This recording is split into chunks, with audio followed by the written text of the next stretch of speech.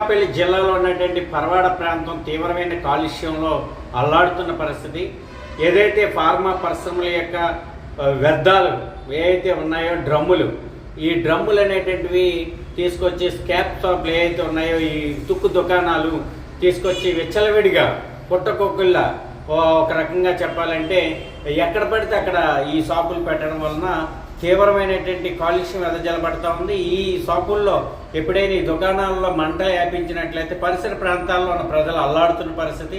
దీనికి ఫైర్ అనుమతులు కానీ, కనీసం సేఫ్టీ కానీ, కనీసం భద్రతా ప్రమాణాలు కానీ, ఏదైతే జీవీఎంసీ పరిధిలో ఉంటే జీవీఎంసీ అధికారుల యొక్క పర్మిషన్ కానీ, పోలీస్ అధికారులు మేము ఈ సందర్భంగా అడుగుతా ఉన్నాం.